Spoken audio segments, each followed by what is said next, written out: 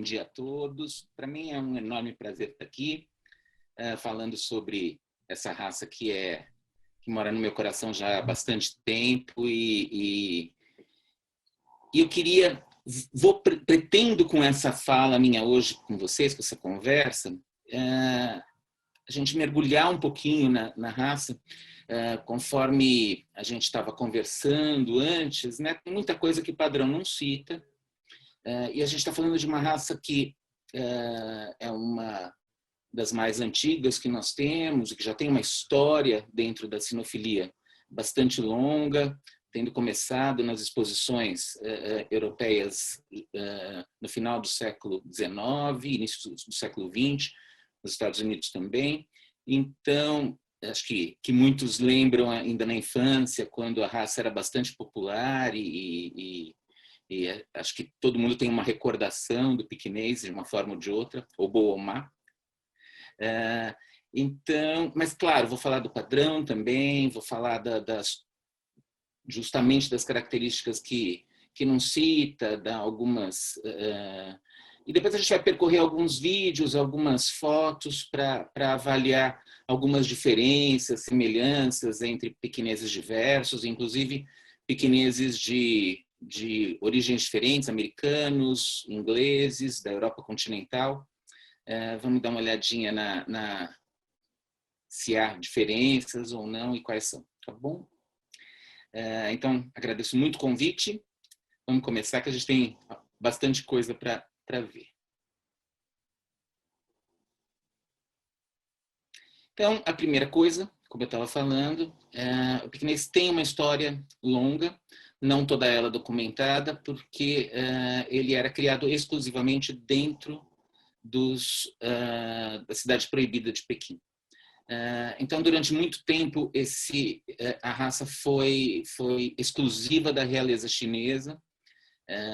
Qualquer tentativa de retirar esses cães da cidade proibida era passível de morte. Então, a gente tem toda essa história pregressa da vinda deles para o Ocidente, muito nebulosa, né?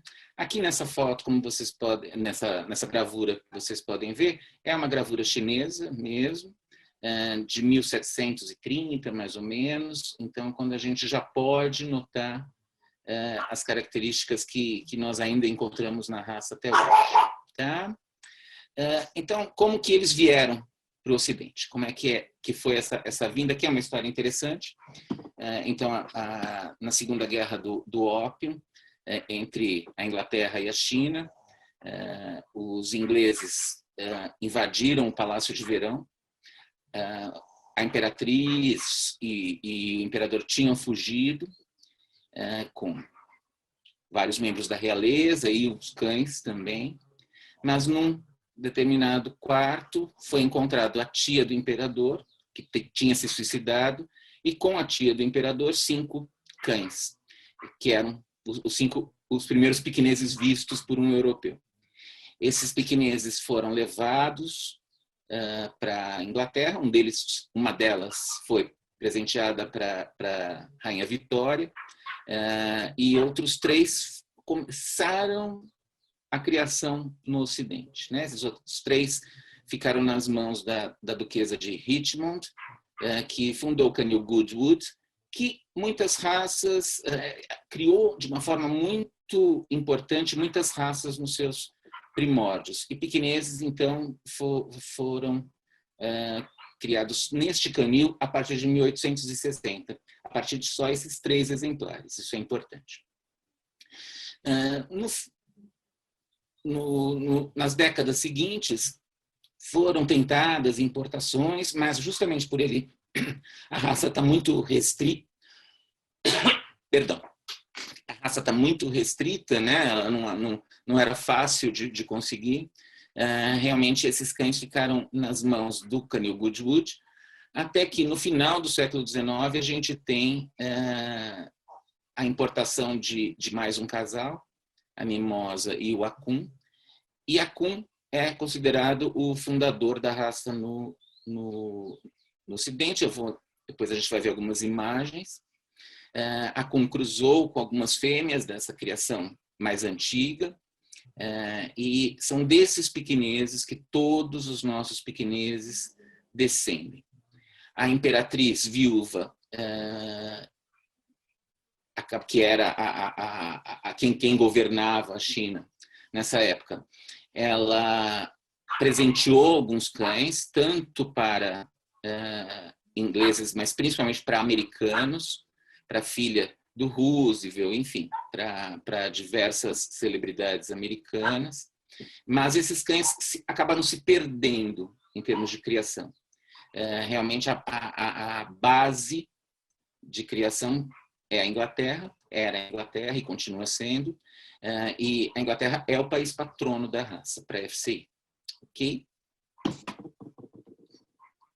Então, este é o Lord John Hay, que levou os 5 primeiros pequineses para a Inglaterra. O Schlorf, que está no colo dele, é um deles, né? O Schlorf foi usado na criação, junto com mais outros 2, né? Com 2 outras fêmeas. Então, essa é os primórdios do que a gente conhece. Essa é uma delas também, que foi em 1860, a Lute. A Lute foi presenteada para a Rainha Vitória, nunca acasalou. E esse é o Akun, que em 1896, então, foi levado para a Inglaterra e é considerado o fundador da raça aqui no Ocidente. Basicamente, todos os pedigrees atuais remetem ao Akun. Então, a gente consegue traçar esses pedigrees até esse momento, que é bastante interessante. E rapidamente a raça se popularizou, principalmente entre a aristocracia inglesa e a burguesia americana. Então, se vocês olharem essa foto, é bastante interessante, porque vamos descontar a questão pelagem, depois a gente vai falar disso, mas se vocês notarem o tamanho destes cães, eram muito menores do que a gente costuma ver atualmente, né? Então, isso realmente chama bastante atenção e era uma característica que era valorizada, mas os primeiros padrões da raça acabaram tendo uma variação de tamanho bastante ampla, porque o objetivo era utilizar todos os cães possíveis na criação, tendo em vista o plantel diminuto nesse momento. Tá? Mas, sem dúvida nenhuma, que a valorização era pelos exemplares menores. Aqui, só como uma curiosidade, a Kira é uma cadela minha, que descende dos meus cães lá dos anos 90, mas vocês podem ver, aqui a gente tem vários exemplares seguindo a linha paterna dela até o Akun. Tá? Então, a gente consegue fazer essa trajetória, que é, claro, muito interessante. E aqui eu queria mostrar essas fotos para a gente pensar um pouquinho em diferença de tipo, né? Em como esse tipo se modificou ao longo das décadas. Mas, se vocês repararem esses 4 cães, e realmente são todos o Cucu, o Caverchan, Cucu Ofian, o Puzin e o Roxu Ruagou, eles são ancestrais do Gregório, que é o último aqui dessa fileira, e vocês podem notar que há uma semelhança muito grande em termos de tipo, né? Então, a gente já tem um tipo bastante estabilizado há muito tempo aqui no Ocidente. Então, vamos dar uma olhadinha melhor nisso. Aqui eu peguei um exemplar de cada década e a gente realmente nota que, no começo, nós tínhamos muito menos pelo, a pelagem era muito menos exuberante, e essa pelagem, ao longo das décadas, foi melhorando, foi aumentando, né? Até que, em torno dos anos 40, mas principalmente dos anos 50, a gente já tem pequineses que são muito semelhantes em termos de pelagem aos que nós vemos atualmente, né? E por que isso? Então, o interessante é a gente pensar, mas será que esses criadores usaram outras raças? Como que conseguiram essa pelagem? Olhem esse gráfico. Esse gráfico é sobre referente à altura de nós humanos ao longo do século XX. Se vocês notarem, nós também aumentamos de altura de uma forma muito significativa no decorrer do século passado. E se vocês notarem mais detalhadamente, vocês vão ver que é justamente a partir dos anos 60 que essa altura estabiliza, né? Então, por que isso? Claro que houve toda uma melhora em termos de nutrição, cuidados pré-natais, e isso justifica um aumento de tamanho, tal como esse a gente está vendo. Se a gente consegue isso com a altura, né, imagina com a pelagem. Então, nós temos, claro, o tratamento dado aos cães ao longo do século XX foi melhorando gradativamente. Então, e só por isso a gente já pode considerar como uma possibilidade real as nossas melhorias em termos de conhecimento de nutrição como uma das responsáveis. Tá? E como a gente não tem dados da história, nós temos dados do DNA. Então, se vocês notarem essa imagem, nós temos as 14 raças mais antigas, que são as primeiras do lado esquerdo, a partir do lobo, e o pequenês é uma delas, né? Dos cães menores, dos cães do grupo 9, nós temos nesta lista dos 14 raças mais antigas, o pequenês, o shih tzu e o lhasa. Mas o shih tzu, como muitos de vocês sabem, com certeza, ele teve um intercruzamento com pequineses na década de 50, do ano passado, para ajudar a fixação de tipo do shih tzu, né? Esses cães oficialmente não foram, não entraram no stud book do pequinês, mas possivelmente, talvez, o shih tzu apareça aqui entre as 14 raças mais antigas por conta desse intercruzamento, tendo em vista que isso esse estudo foi feito com o DNA de exemplares atuais. Tá? Mas, de qualquer forma, a gente consegue ver não só a antiguidade da raça, que, claro, é bastante interessante a gente conseguir provar isso cientificamente, mas também a proximidade com o lobo. O que, claro, é surpreendente, porque se nós formos pensar num cão fenotipicamente mais distinto do lobo, o pequinês é um dos primeiros que vem à mente. Mas, do ponto de vista genético, é uma das 14 raças mais próximas ao lobo. E isso aparece em algumas características do pequinês, principalmente aquelas relacionadas ao temperamento. A gente vai ver mais para frente. Então, vamos entrar um pouquinho nas características. Essa é uma gravura justamente da imperatriz viúva, a Tsilhisi, também chamada aqui no ocidente de Titi, com alguns médicos e alguns cães aos pés. E o primeiro padrão da raça foi justamente um poema escrito pela imperatriz, em que as características são descritas de uma forma bastante interessante. Eu vou ler para vocês e depois a gente vai retomar isso quando estiver vendo as características uma a uma. Que seja pequeno o cão-leão, que carregue nos ombros o volumoso manto da dignidade, que leve tremulante sobre o dorso o estandarte da pompa, que sua face seja negra, que sua frente seja hirsuta, que sua fronte seja reta e baixa, que seus olhos sejam grandes e brilhantes, que porte suas orelhas como as velas de um junco de guerra, que seu focinho seja como o do deus macaco dos hindus, que seja torta sua frente para que não possa ir longe ou fugir dos aposentos imperiais, que seu corpo tenha a forma de um leão caçador espreitando sua presa, que tenha tufos de pelos nos pés para que seus passos não sejam ouvidos, e que assim permaneça.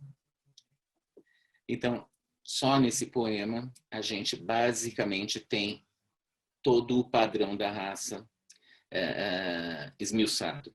Esse poema ele é mais longo do que isso, eu só cortei o trecho principal, inicial, e a gente vai retomar isso quando agora formos entrar em característica por característica. Antes de entrarmos propriamente no padrão e nas características da raça, acho que algo que é de fundamental importância é nós frisarmos a questão da saúde. Nós estamos falando de uma das raças mais modificadas, se nós formos pensar fenotipicamente comparados aos lobos.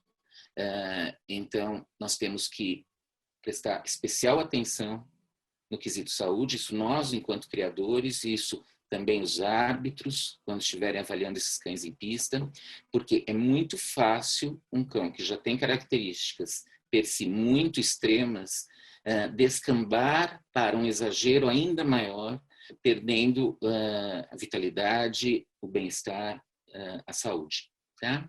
Então, eu quis fazer um item específico disso, porque eu acho que essa é a principal ênfase e esse é o principal desafio de nós criadores e dos árbitros que julgam a raça. Né?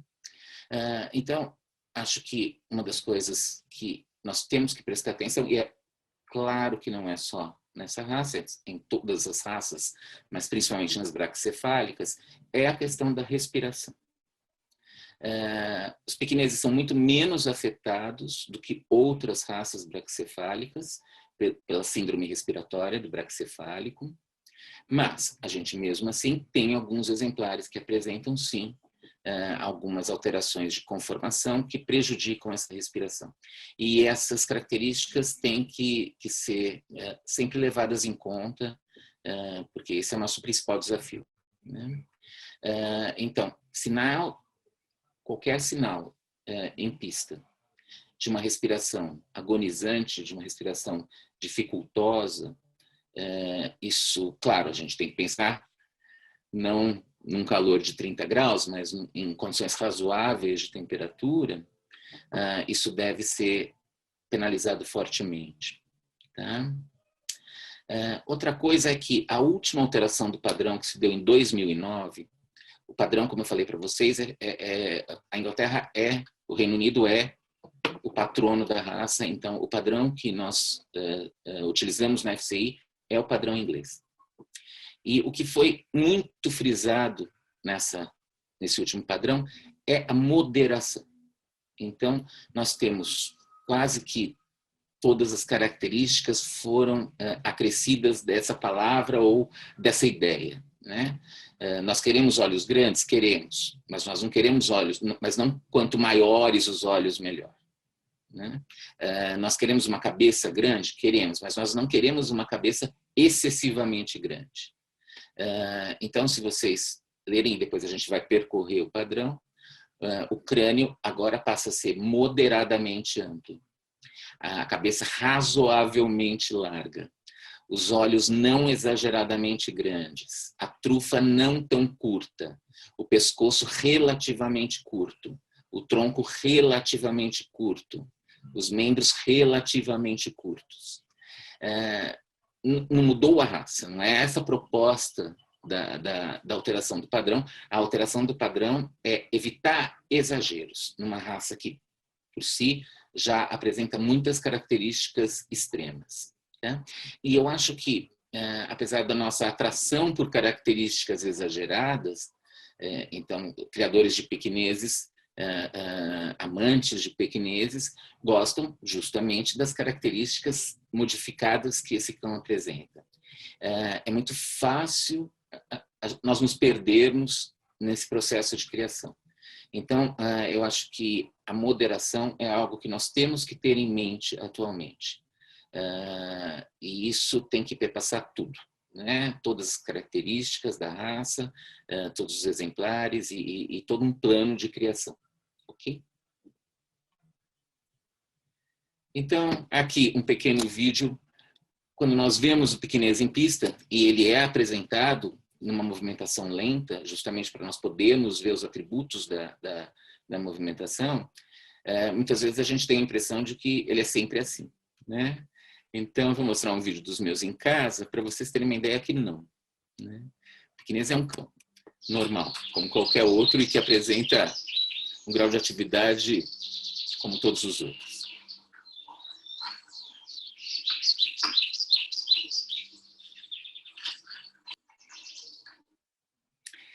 Então, Então, eu acho que no vídeo fica claro que a gente está tratando de um cão, né? Como qualquer outro cão.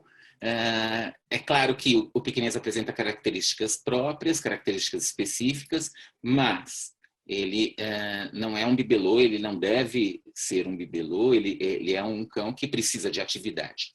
Uma das modificações do último padrão é muito interessante, que pede uma musculatura desenvolvida nos posteriores. E isso é um recado claro aos criadores e apresentadores de pequineses, de que não se quer cães que são mantidos em gaiolas, que são mantidos em cima de uma mesa a vida inteira, né? Nós queremos cães que tenham uma vida e aproveitem essa vida livres e que possam exercer a sua caninidade, né? Como qualquer outro cão.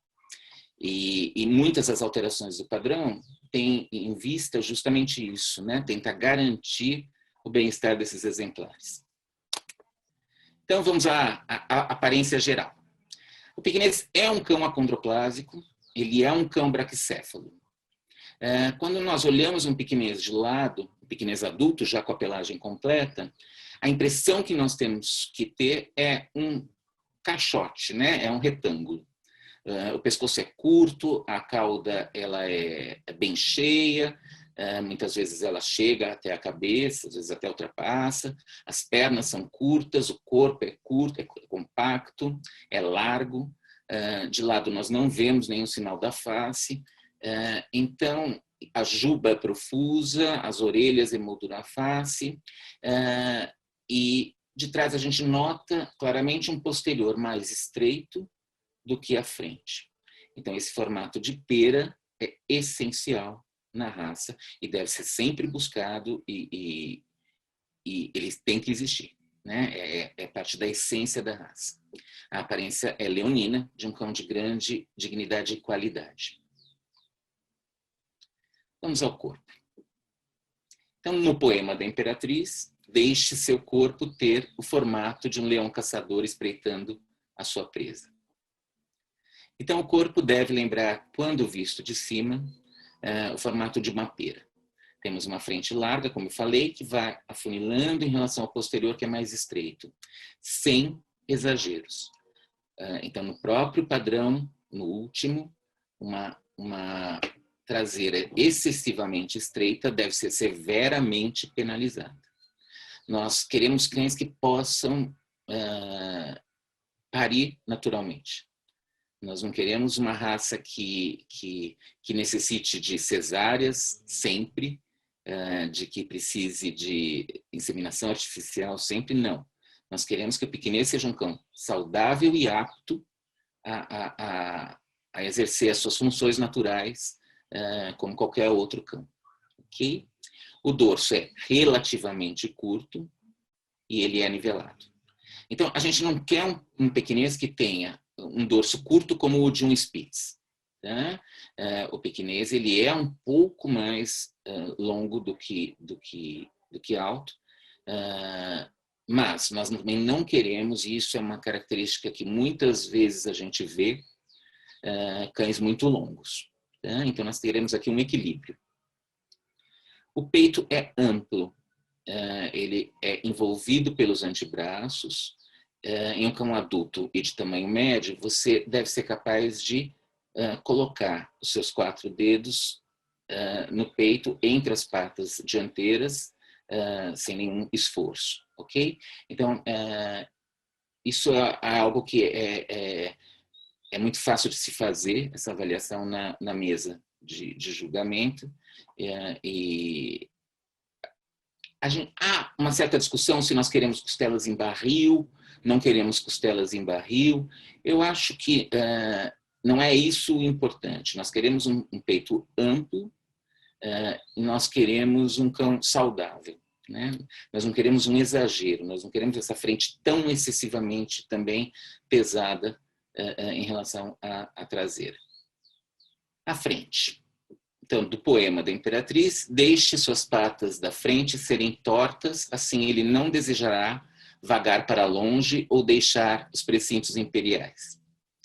Então, aqui nós temos um dado do padrão chinês, se a gente pode chamá-lo assim, que não é exatamente o que a gente quer, né? Nós não queremos um cão que não consiga andar, tá? Mas sim, nós queremos essas características de uma forma saudável, né? Os membros dianteiros, então, vão ser relativamente curtos. Então, não é que quanto mais curto, melhor. Nós não queremos cães que arrastem o peito no chão, não é isso. Eles devem ser grossos, a ossatura é bem pesada, levemente arqueados entre os metacarpos e os cotovelos, ok? E devem envolver o peito, que é largo. Então, o peito ele fica baixo em relação aos cotovelos, como vocês podem ver na figura. Os metacarpos são ligeiramente inclinados, isso é importante, mas eles são fortes. E o cão não deve estar posicionado sobre as suas... O cão deve estar posicionado sobre as patas, não sobre os metacarpos. Então, se vocês olharem a figura de baixo, ele é levemente, ligeiramente inclinado. Ele não é para ser cedido, ok? Então, eu acho que esse é um ponto importante. Essas patas são grandes, então, pela imperatriz, a gente tem só a menção aos longos tufos de pelos, né? Deixe seus pés com tufos longos de pelos, para que seus passos sejam silenciosos. Isso é uma tradição que nós mantemos desde o princípio, né? Apesar de não estar citado no padrão de uma forma explícita, nós deixamos as luvas, as franjas no final das patas longas, tá? Sem exagero, sem atrapalhar a movimentação, mas essa é uma característica, como vocês podem ver aqui na figura, que é mantida. As patas anteriores são viradas ligeiramente para fora, são chatas e são grandes. Mas se forem excessivamente viradas para fora, devem ser severamente penalizadas, ok? A gente não quer esse tipo de frente, porque isso aqui envolve uma alteração em toda a conformação de anterior, principalmente o peito, que fica muito menos amplo para permitir uma abertura muito grande dessas patas. As patas posteriores são voltadas para frente, são menores que as anteriores, ok? E as luvas, como eu já falei para vocês. O posterior, como eu tinha comentado lá no vídeo, as pernas devem ser fortes e musculosas. Porém, elas são mais leves que as anteriores, continuam sendo. São retas, os pés são voltados para frente, são menores que os anteriores. A angulação é moderada, mas presente. No padrão cita que os jarretes são firmes e baixos, mas, tradicionalmente, nós temos uma leve inclinação entre jarretes e metatarsos, como pode ser visto na imagem à direita. Ok? A cauda, pela imperatriz, deixa-o portar um estandarte de pompa sobre seu dorso. Então, a cauda ela faz parte da tipicidade da raça. Nós temos alguns estilos diferentes de apresentação de cauda nas exposições, mas, fora os estilos, a cauda propriamente dita, ela deve ter uma inserção alta, e isso é uma característica muito importante no cão, porque uma cauda com inserção baixa, ela realmente prejudica demais o outline do cão, principalmente em movimentação. Ela deve ser portada próxima ao dorso, mas não como a de um Spitz alemão. Então, nós não queremos uma cauda colada no dorso, que dê essa impressão. Ela ela faz um arco em relação ao dorso, ok? Ela pode se curvar para qualquer um dos lados, no final. Os criadores, ao longo das décadas, buscaram as caudas o mais retas possíveis, na maior parte da sua extensão, porque isso, claro, acaba criando uma harmonia maior para o cão. Mas isso não é definido pelo padrão. Os pelos são profusos, são longos, né? Então a gente talvez seja uma das caudas mais exuberantes que nós temos na espécie canina. E a cabeça? Bom, Pequinês sempre foi considerado uma raça de cabeça, né? Em que a cabeça é o item mais importante. Antigamente nós tínhamos no padrão uma escala de pontos em que realmente a cabeça é a que detinha o maior número de pontos na avaliação do cão, mas nós não temos mais. Então, isso é importante a gente saber. Tradicionalmente, sim, a cabeça é importante, para nós, sim, a cabeça continua sendo fundamental, mas o cão deve ser olhado como um todo. É necessário um equilíbrio, é necessário uma harmonia entre o cão e todas as suas características, e a cabeça não tem que ser separada do corpo nisso. Então, a cabeça passou a ser moderadamente grande, né, a partir de 2009, o crânio largo e chato entre as bases das orelhas. O formato da face deve lembrar o de um envelope, ou seja, aparentar ser mais larga do que alta. Isso não está no padrão, isso tradicionalmente nós sempre buscamos desde o começo do século passado. Ok? Vamos então ver cada item da cabeça, porque a gente tem algumas características que são bastante peculiares e importantes. Os olhos. No poema da Imperatriz, deixe seus olhos serem grandes e luminosos. Então, nós queremos os olhos redondos, moderadamente grandes. E por que esse moderadamente grandes? Né? Porque nós tivemos um exagero nas últimas décadas em alguns criadores. Os olhos eram muito grandes, mas eles não eram apenas grandes, eles tinham uma série de problemas relacionados com isso. Né? Então, eram cães que tinham ressecamento de olho muito precoce, cães que apresentavam ulcerações muito constantes. Então, assim, nós ainda queremos olhos grandes, queremos olhos redondos, sempre quisemos, mas nós não queremos olhos esbugalhados, muito proeminentes, em que o branco apareça quando o cão está olhando para frente, e nós queremos garantir a saúde desses olhos. E, infelizmente, olhos muito grandes não são compatíveis, muitas vezes, com isso.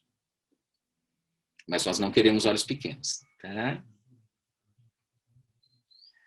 As orelhas. Deixe suas orelhas serem inseridas como os remos de um junco de guerra.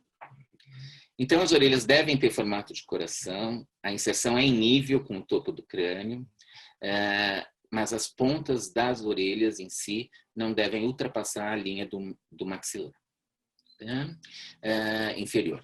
Então, não confundir, claro, com os pelos. Os pelos, a gente nas orelhas tem pelos de crescimento contínuo, então esses pelos bem cuidados, muitas vezes eles ultrapassam, inclusive, o nível do próprio chão.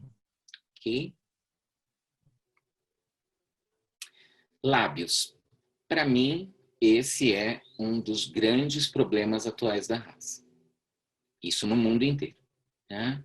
Nós estamos vendo com uma certa frequência lábios caídos que dão uma aparência de round para o pequinês, e isso é absolutamente atípico na raça. Né? Então, é muito importante que esses lábios sejam nivelados. Aqui, no exemplar da foto, que é a Kira, que está aqui do meu lado, vocês podem ver que há os lábios são absolutamente nivelados, e o queixo é facilmente visível, né? Que é também um item importante que a gente vai ver daqui a pouco. E vamos à boca. Né? A boca é algo que sempre gera alguma confusão, porque tradicionalmente a boca não é aberta no pequinês. No padrão não há absolutamente nenhuma descrição de como deve ser a mordedura, e nem uma descrição dos dentes, enfim, nada. Então, tradicionalmente, a boca não era aberta no julgamento do pequinês. Atualmente, muitos juízes abrem a boca. Então, a gente tem que entender o que a gente espera encontrar, né? Porque o porquê, então, né? Que a gente vai abrir a boca, o que a gente quer ver quando a gente abre. Então, o que nós queremos criar são cães prognatas inferiores. né? Esse prognatismo pode ser um leve prognatismo, nós podemos ter cães com mordedura em tesoura invertida, em que os incisivos inferiores estão em contato direto com os superiores. O que nós não queremos são cães em torquês e em tesoura. Tá? Por quê? Porque isso acaba fazendo com que o queixo fique muito retraído. E no padrão isso é claro, e isso faz parte da essência da cabeça, né? É um queixo que seja claramente visível, é um queixo que não precisa ser exatamente proeminente, quando a gente pensa no bulldog inglês, mas assim, o queixo tem que estar lá, né? E infelizmente a gente tem alguns exemplares que não tem o queixo visível claramente de frente. E isso, se vocês notarem aqui na Kira, o queixo ele tem que ser claramente visível. De qualquer forma, quando que sim, se deve abrir obrigatoriamente a boca, é quando nós desconfiamos de torção de mandíbula. Então, se o árbitro desconfia que a boca apresenta uma assimetria, ele deve abrir para checar isso. Geralmente, a torção de mandíbula, se nós olhamos o cão com a boca fechada, nós conseguimos detectar uma anormalidade. Tá? E aí, para confirmar, então, sim, temos que abrir a boca. É importante não só checar os incisivos, tá? Mas também a distância entre os caninos de um lado e de outro, porque essa distância tem que ser equivalente dos dois lados. Tá? Porque uma torção de mandíbula pode ser assim, certo? Mas ela pode ser assim. Ok? Mas, se nós quisermos checar a mordedura, há formas melhores de fazer do que abrindo a boca. Por quê? Porque quando nós abrimos a boca do pequinês, nós imediatamente interrompemos o fluxo de ar pelas narinas. Então, isso é muito desconfortável para o cão. Tá? Então, o ideal seria, se nós queremos checar a mordedura, seria fazê-lo por tato mesmo. Diferentes juízes usam técnicas diferentes para fazer isso. O importante é que você apoie a cabeça do cão e passe o seu dedão por sobre os incisivos inferiores. Isso te dá uma noção exata de como é essa mordedura, sem precisar abrir a boca e com isso causar desconforto para o cão. Uma outra forma, se realmente há necessidade de visualizar esses dentes, é pedir para o próprio apresentador mostrar. Porque o apresentador, o cão tem mais intimidade com ele, então mesmo o desconforto, muitas vezes, não é tanto a ponto desse cão ficar muito incomodado. Tá ok? Aqui é interessante porque no padrão, nessa última alteração, veio que a trufa não deve ser muito curta. Né? O que se quer dizer com isso? Porque você pensa, você lê, e se você não entende o que é exatamente o que eles quiseram dizer, você pode chegar à conclusão de que querem acabar com a cara chata da raça, né? E absolutamente não é isso, tá? Então, vamos entender uma coisa. Quando nós temos a trufa anterior a ela, como em qualquer outra raça, nós temos a cânula nasal, certo? Então, trufa, cânula nasal. Alguns pequineses têm a trufa muito próxima do crânio. Quase que não se percebe a cânula nasal. E isso não é o que nós queremos, porque para nós melhorarmos a respiração, nós queremos um pouco de cânula nasal. Mas o que vem aqui em cima da cânula nasal? A ruga. Então, a ruga vai dar a aparência que a face deve ter de chata, vista de lado. Tá? Então, isso continua sendo exatamente como sempre foi. Isso é uma das primeiras características fixadas no piquinês, aqui no Ocidente. Se vocês olham as propagandas, né, de padreadores do começo do século XX, isso era uma das características mais citadas, né? Cão com a face completamente chata. Então, assim, isso sempre se buscou e isso continua se buscando, mas nós não precisamos de um nariz tão enfiado no crânio, vamos dizer assim. Tá? Isso é fácil de checar. Você está avaliando o cão, suspenda um pouquinho a ruga, você vai ver a profundidade, então, desse focinho, dessa cânula nasal. Tá bom? Claro, a gente quer um pouco de cânula nasal, porque também, senão, a gente começa a perder a tipicidade da raça. Tá? Mas o que nós não queremos é a ausência total de cânula nasal. As narinas devem ser abertas. Tá? Então, como qualquer outra raça braquicefálica, em que a gente está prestando atenção em características que possam dificultar a respiração, narinas muito estreitas fazem parte da síndrome respiratória braquicefálica e devem ser penalizadas. Mas vejam, isso é importante. Nós temos vários graus de abertura de narina. O essencial é a funcionalidade respiratória dessas narinas. Esse cão está apresentando sinais de dificuldade respiratória ou não está apresentando? Então, é isso que nós temos que avaliar, conjuntamente, claro, né? Porque, às vezes, as alterações de uma síndrome respiratória, às vezes não, sempre, ela vai muito além da largura das narinas, da abertura das narinas. Então, nós temos alteração em diversos outros pontos de conformação internos do cão que nós não podemos avaliar quando de uma exposição. Então, nós temos o palato, que vai se alongando, nós temos o estreitamento de traqueia, a síndrome, por isso que é uma síndrome, ou seja, uma somatória de diversas características alteradas, né? Ela tem tudo isso junto, a língua é muito longa. Então, assim, é importante, claro, avaliar as narinas, mas mesmo que essas narinas estejam abertas, esse animal, se ele apresentar dificuldades respiratórias, isso deve ser levado em consideração. Né? Como eu disse já lá no começo, desde que a temperatura esteja razoável, né? Porque em algumas temperaturas nem nós estamos aguentando, né?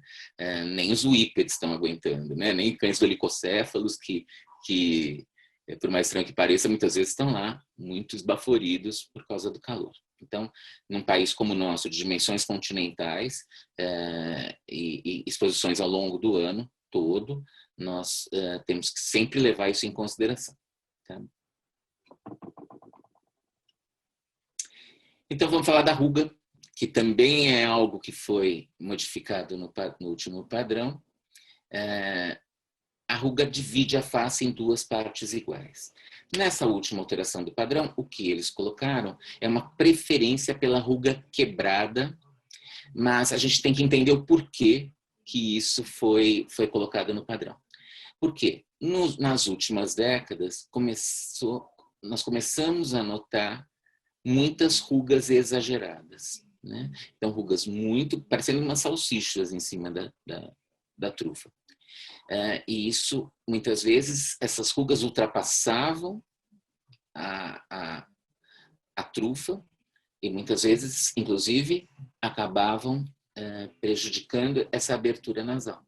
Né? Então, ela se projetava por sobre a trufa.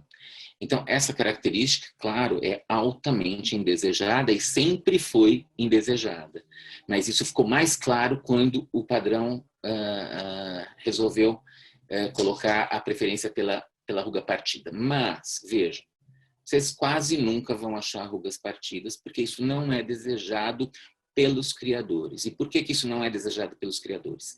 Se eu tenho a ruga partida, eu acabo não tendo essa ruga fazendo a ponte por sobre a cânula nasal, certo? Para eu manter a aparência chata, o que eu faço? que, se eu crio exemplares com ruga partida, eu tenho que afundar o nariz.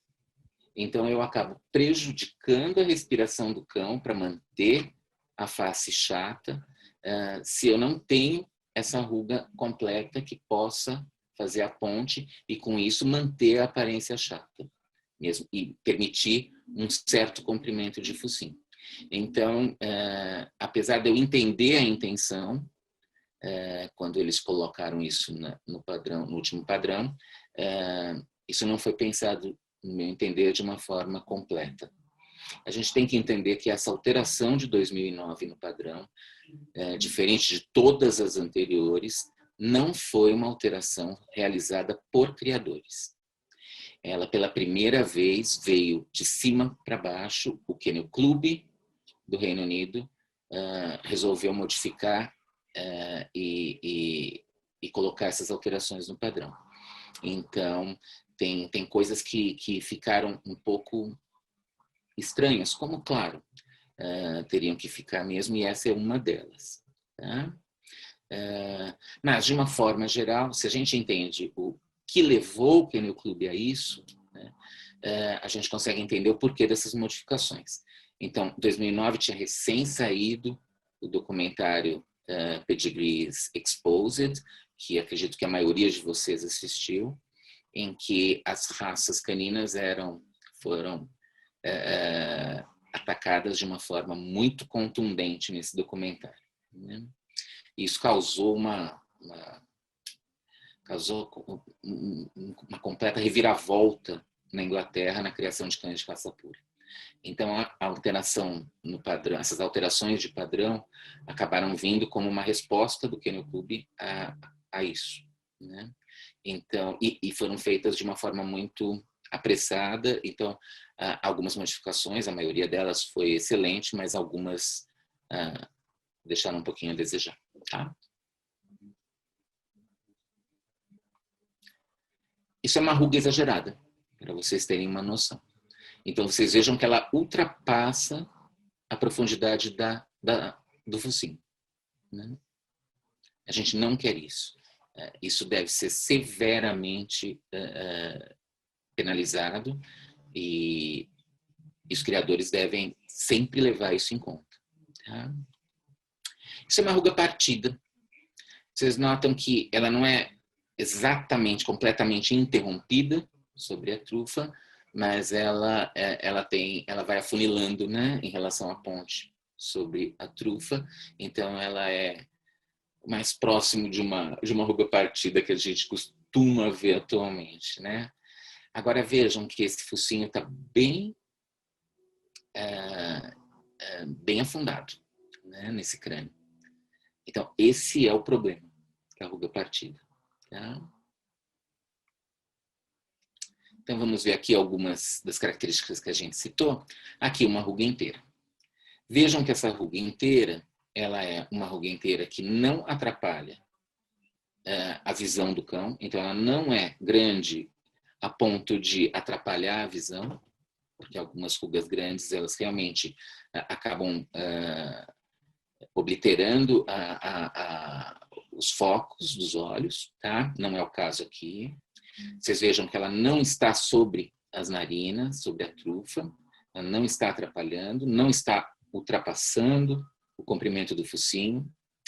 Vejam que os olhos são redondos, são límpidos, não são exageradamente grandes, não aparece o branco, não estão afastados um do outro. Se vocês notarem essa linha verde aqui, que passa no meio dos olhos, ela passa exatamente sobre a trufa.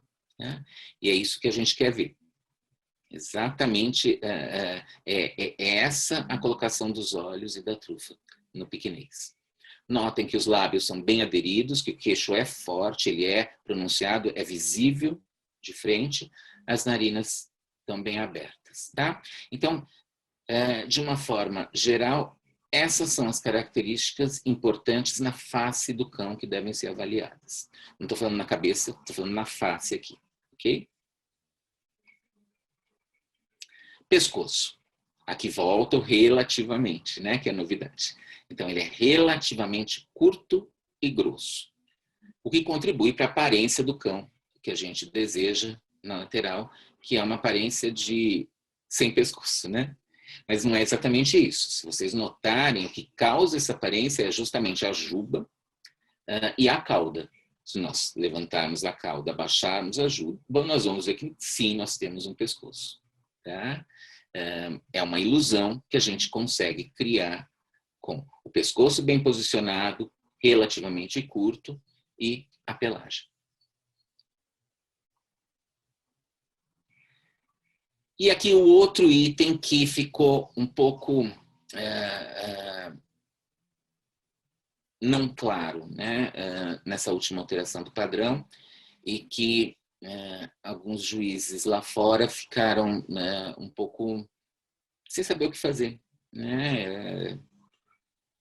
Então, a gente tem que entender, primeiro, o porquê que foi modificado e qual a intenção com essa modificação e na verdade, o que se quer dizer com ela, né? Como eu falei para vocês, o pequinês não mudou de 2009 para cá, ele continua sendo a mesma raça. O que a gente quer é acabar com os exageros, tá?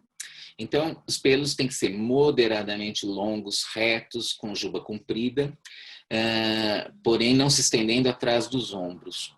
Então, deve-se formar uma capa ao redor do pescoço. A pelagem de cobertura é rústica, o subpelo é mais macio. As franjas das orelhas, na parte posterior dos membros, cauda e dedos são longas.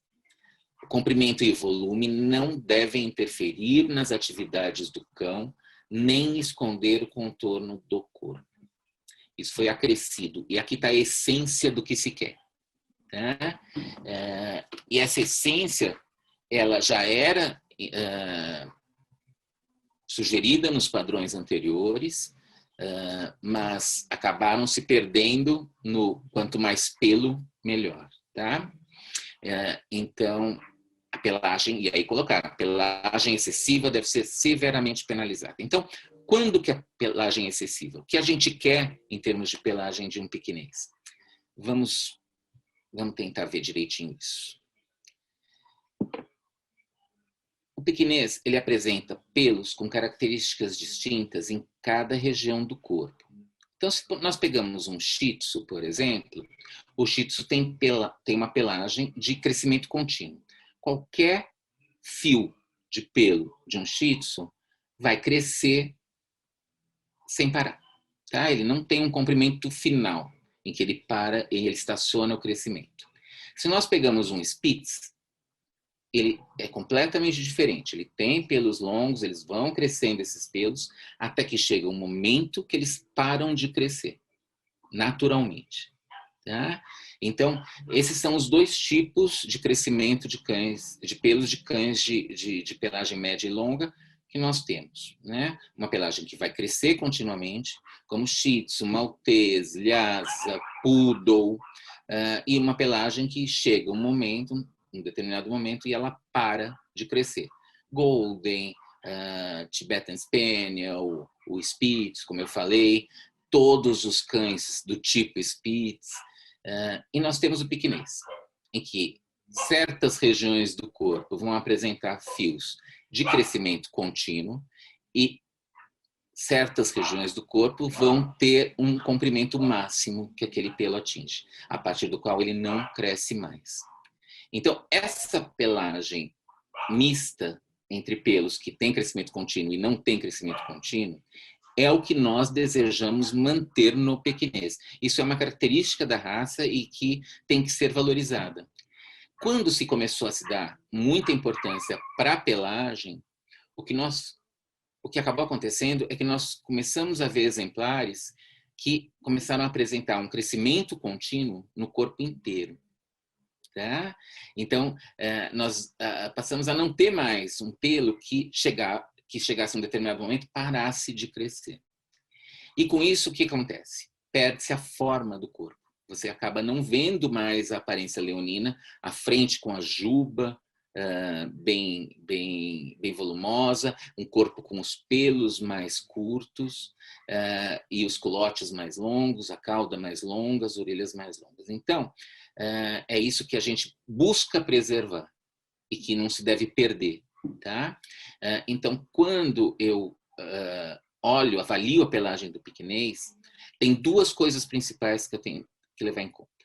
Uma é a forma do corpo está visível. Eu tenho uma frente mais ampla, com pelo mais volumoso, uma traseira mais estreita, com pelos mais curtos nas laterais e dorso, e os culotes mais longos. Ok. E a outra coisa é textura. Eu quero ter uma textura típica da raça, né? É uma textura mais rústica, uma textura que a gente pode pensar em algumas outras raças que têm texturas semelhantes, como os próprios Spitz, né? Então, é uma textura, é essa textura que eu quero encontrar. E, obviamente, cães de exposição vão ter esses pelos de crescimento contínuo melhor cuidados e preservados. E são eles as orelhas, tá? A cauda, os culotes. Esses pelos são de crescimento contínuo. Então, a partir do momento que eu os prendo com elástico, faço papelote, enfim, esses pelos realmente podem atingir comprimentos bastante longos. Isso não tem nenhuma relação com o que chamam no padrão de pelagem excessiva. Isso é apenas cuidado. Quando o padrão quer penalizar uma pelagem excessiva, ele está falando daqueles cães que simplesmente vão ter essa pelagem longa no corpo inteiro, perdendo a forma, perdendo a textura, muitas vezes, né? E descaracterizando o exemplar. Tá? Vamos ver alguns exemplos. Esses são cães com pelagem excessiva. Se você olha lateralmente o primeiro cão, você não vê pelos de comprimentos diferentes ao longo do corpo, tá certo? No segundo, claro, tá sob a ventania, mas aparentemente a gente também perde essa definição. Obviamente que essas fotos são só ilustrativas, esses exemplares foram pegos nesse ângulo, eu não sei realmente qual é a característica dessa pelagem, mas isso é para vocês terem uma ideia do que eu estou falando, tá? Então, se vocês veem o primeiro exemplar, essa pelagem parece uma pelagem mais armada de um Lhasa, né? Vocês vejam que os fios são longos no corpo inteiro, fazendo a volta no corpo inteiro, né? E isso é algo que não é típico da raça. A gente vai voltar depois para ver, vamos ver alguns vídeos e tentar entender melhor essa questão de pelagem, tá? Vamos só falar da movimentação também e a gente vai avaliar as duas coisas juntos. O que a gente espera na apresentação de um piquinês? Que eles sejam apresentados numa movimentação lenta. O padrão, quando cita a movimentação, primeira coisa, tipicamente lenta. Tá? Então, isso sempre foi assim. O cão deve ser apresentado numa velocidade baixa. Por quê? Pela construção do cão, que nós queremos ver em pista, num cão com uma conformação correta, é um roll dianteiro. Então, esse bambolear dianteiro, se nós aceleramos o cão, ele acaba não apresentando. Então, fica muito difícil avaliar o roll dianteiro num pequinês se ele corre em pista. Tá? Então, sim, ele deve ser apresentado de uma forma bem lenta. Exemplares bem construídos vão apresentar o roll que deve ser muito fluido. Tá? Isso é uma coisa, às vezes a gente vê rolls causados por cotovelos abertos e completamente diferente do que a gente espera. Mas os árbitros estão acostumados a avaliar cotovelos abertos em várias outras raças, então, assim, isso não é novidade para vocês, tá? Mas um pequinês, ele deve, apesar de lento o movimento e do bambolear, ser fluido. Vou mostrar para vocês agora esse vídeo. Eu editei só 2 cães do vídeo, tá? Foi na Westminster desse ano. E por que que eu quis trazer de uma exposição americana? O primeiro cão que nós vamos ver é um cão americano. Ele, inclusive, é o cão número 1 de todas as raças atualmente nos Estados Unidos. O segundo cão que vai aparecer é um cão europeu. Tá? Ele foi o pequinês número 2 dos Estados Unidos, ano passado, e apresenta algumas características distintas do primeiro. Mas, se vocês notarem, eles são cães muito semelhantes. Tá? Mas vamos ver melhor no vídeo. Aqui eu gostaria que vocês prestassem atenção na pelagem desse primeiro exemplar. É uma pelagem muito exuberante, tá? Mas há uma distinção entre juba, corpo. Como que essa pelagem muito exuberante pode ser avaliada? Eu penalizaria ou não essa pelagem? Então, eu acho que assim, vocês nunca vão achar em pista um cão com uma pelagem mais exuberante do que este aqui, tá? Sem que ele perca completamente a forma. Vejam o formato retangular que se vê de lado, a cabeça ela não deve levantar. E esse é o segundo cão. Ele é um cão russo, linhagem inglesa.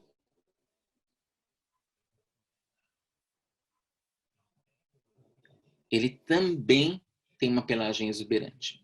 Não é igual ao do outro, mas é muito difícil a gente ver uma pelagem igual à do primeiro, em pista. São pouquíssimos exemplares que isso tem, por mais cuidados que sejam. Tá? Então, quando o padrão cita pelagem, ele também cita atrapalha o movimento. É isso que nós não queremos de uma pelagem. Tá certo? Por quê? Porque muitos desses cães eram, e alguns ainda o são, mantidos em gaiolas justamente para nós termos um comprimento maior de pelo. E com isso, eles andavam de uma forma muito ruim em pista. Então, é isso que almeja também essa alteração em padrão.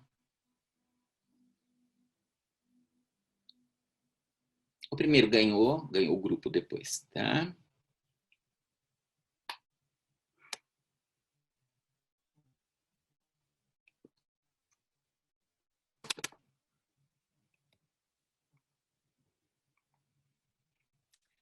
Cores.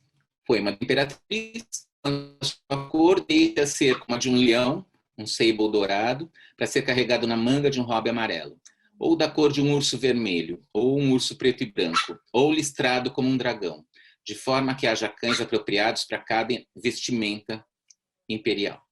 Então, quais cores não são permitidas? Todas aquelas que não terão trufas feitas. Tá? Então, o Merle nunca foi sequer visto no pequinês, então nunca nem é citado.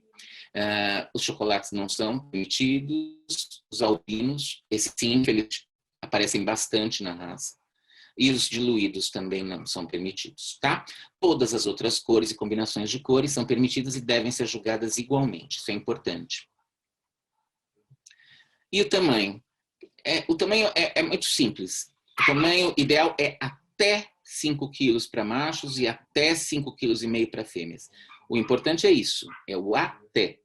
Porque nós temos tradicionalmente pequineses muito menores que esses pesos, e temos inclusive toda uma tradição sobre esses exemplares, né? Que são chamados sleeves, porque eles eram carregados nas mangas dos imperadores. Sleeves são mangas, né, em inglês.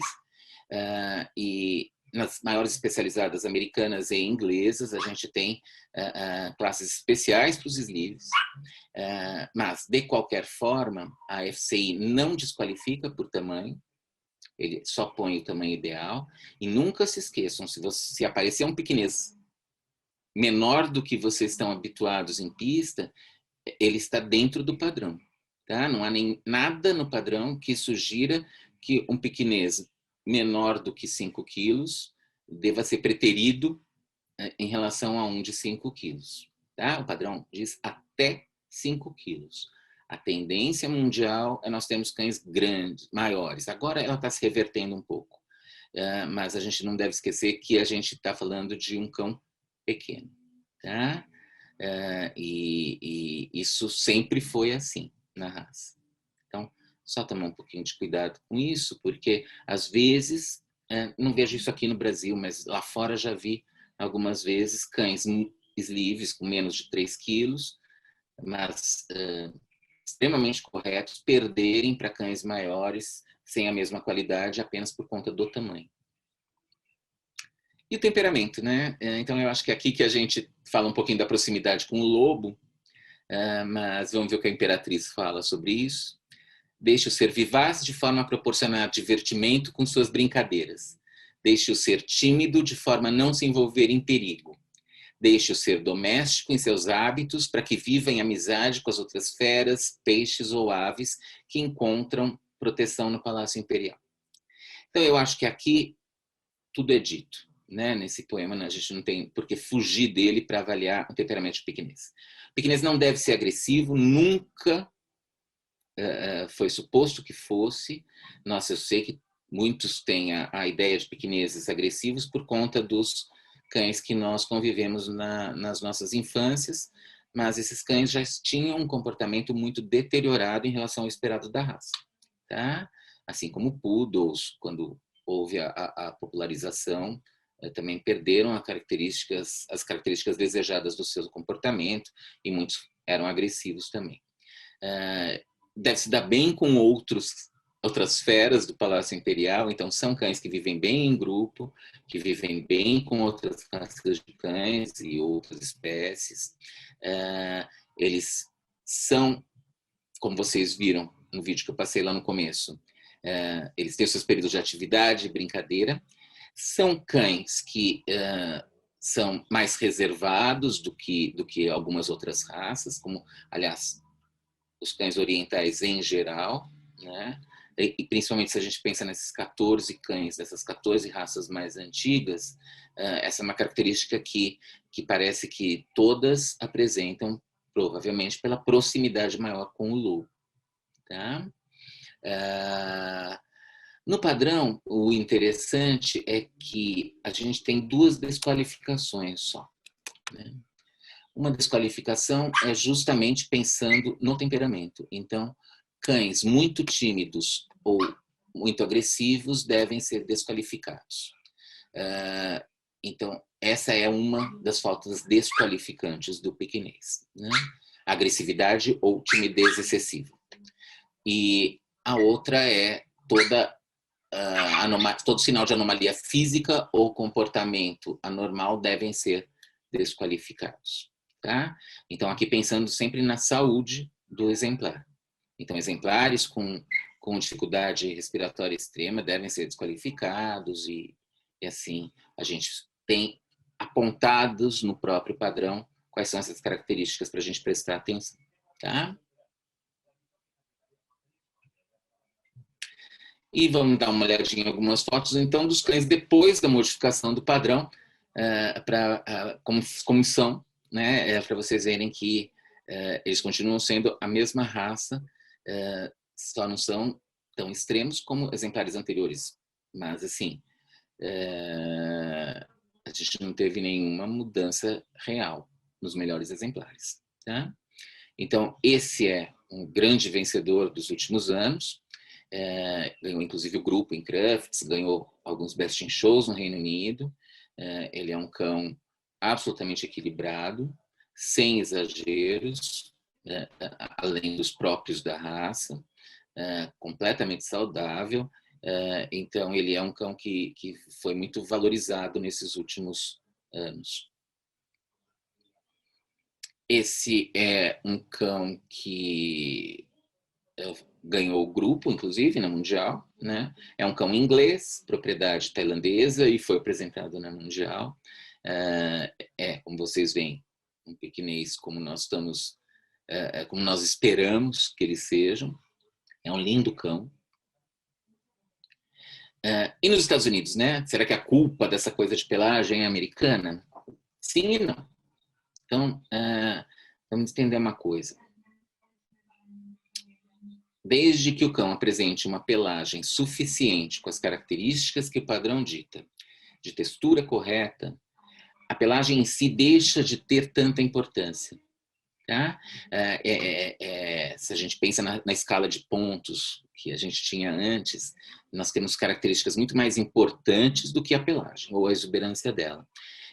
Então, se vocês olharem este pequinês, que foi Best in Show na Westminster em 2012, vocês vão ver que ele não é um pequinês de pelagem exuberante. Tá? Pelo contrário. É uma pelagem mediana, mas é um belíssimo cão, apresentando todas as características esperadas para a raça, a textura é correta, as franjas estão nos lugares certos, ou seja, os pelos mais longos eles estão aí. Então, é um cão que venceu nos Estados Unidos e com merecimento. Né? É uma Lhasa que, por um acaso, é apresentado pelo mesmo apresentador daquele com a pelagem mais exuberante possível que a gente viu agora há pouco, que é o cão número 1 esse ano, que é este aqui, que é o Wasabi. Tá? Então, vejam, há uma diferença bastante grande em termos de profusão de pelagem. Tá? E aqui, meus filhotes, só para a gente terminar a nossa conversa, vejam se não são as coisas mais lindas do mundo.